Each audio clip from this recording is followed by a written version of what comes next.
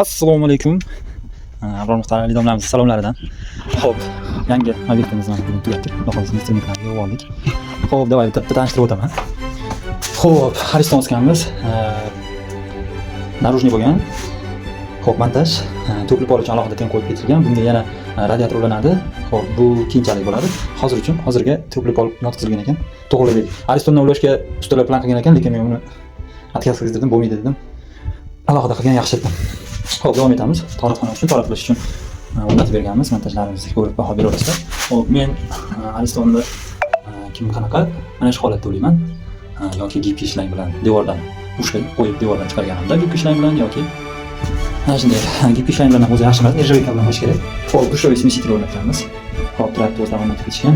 Kafillar hali zatirga bo'lgani yo'q. Hozircha mana shunday holatda ishlayapti. Xo'p, endi bitta tushuntirib o'taman. Narujniy montaj o'zi yaxshi narsa emas. Eng yomon ko'rgan narsam bu yerda moyka bo'ladi. Umumiylik bo'ladi, bitta kir mashina o'rnatiladi. Kir mashinaga bir marta aytaman. Xalaqit bermaslik uchun men mana shu holatda ulayapman. Balki bu noto'g'ridir. Ustalar o'zlari bilasizlar. Ushastik qo'ysam tashqariga chiqib ketadi. Kir mashina devordan ancha uzoqda turib qoladi. O'shancha xalaqit qilmaslik uchun shu holatda ulab qo'ydik. Hop, temp bo'lgan 2 kilovatlik. Xo'p, nasos, sirkulyator nasosimdan kichkinasini shaharda topolmadim. To'g'risi o'zi ozgina mashina to'plab olmashdi xolos. Shu narsa uchun bu narsa endi bilmayman, xotirjalik qiladi o'zi aslida. Xo'p, nasos o'rnatamiz. Mana qarang, nasos o'rnatib edik. Bu yerda xo'p, vaqtinchalik suv olish uchun artson qildik. Xo'p, deb o'rnatamiz. Suv tashqarida bo'shlikdan kelyapti. Bu keyin davom etib, yoki ko'rsatish shart emas. Chashagan qo'yiladi, shunaqa. Xo'p, tashqari tomonda az bo'shgan turgan joyini ko'rsataman. Xo'p, bo'shkamiz, xudo xolasa, mana bu yerda turibdi, yerga ko'mib yuborilyapti. Suv tashqaridan kirib kelgan. Bo'shka poplov bor, avtomatik to'lib qoladi. Arsonda suv kelganda o'zi avtomat to'lib qoladi. Buni hech kimga ortiqcha xalaqit qilmaydi. Hop, o'chir yo'q, suv to'lib ketdi, toshib ketdi degan narsalar bo'lmaydi. Lekin aslida poplov ham juda ishonarli narsa emas, baribir kontrol qilib turish kerak. Kunda bir bo'lsa ham ko'rib turish kerak. Endi xo'p, yana bir narsa akalar. Bu yerda elektrikasini biz qilmaganmiz. Hozirlarga elektrika endi ustani elektrika qilganini ko'rsatib bermoqchiman. Xo'p, mana uyni ichidan olib chiqibdi. Bilmayman nima sababdan tashqariga bu ichga oddiy prostoy nima qo'yib qo'ygan. Yaqinlashtiraman. Благостоyka emas, korobka, lekin simlarda. Ulangan joy yaxshi emas, simlarda gofrada olib ketishibdi. Buni ham sababini bilmadim. Yonadigan narsa yo'q. Hop, endi mana bu yerda men tushunmadim. Bilganlar bo'lsa aytib yuboringlar.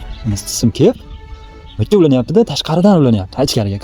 Qilsa bo'lmasin mumkin tushunmadim. Men yana bu ham xuddi o'shanday. Yomg'ir yog'adi, yomg'ir kiradi ichiga, mana tepasida ham teshigi bor.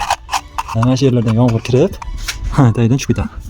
Bu qanchalik to'g'ri, noto'g'ri bilmadim, lekin bu narsa yaxshi emas. Bu ham благостоyka emas. Devorga fazani berib qo'ygan bo'lib qoladi. Ertaga bet nam bo'lganda, namdan devorda o'sha yondan to'kiradi. Lekin o'sha sim mana ichkariga kirgan. To'g'ridan to'g'ri shu yerga olib kirib, chetdan montaj qilishdi. Bilmayman nimaga o'ylamagan, buni ham falshiy. Ko'rdingmi? Oddiy skrutka deydi. Qo'l bilan o'rab, bunday qilib olib ketibdi. Ustiga gap yo'q. Rozetkalar ochilyapti. 2 ta rozetka qo'ygan, lekin bu yerda elektrikasini boshqatdan qilgizdiraman men. Chunki alohida tortib kelish kerak ekan.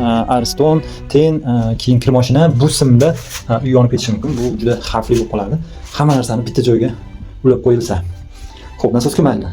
Bitta, ikkita kir mashina bilan 3 ta kuchli narsa bitta joyga osilib qolyapti. Bitta simga mana shu kelgan 2.5 bo'lsa kerak.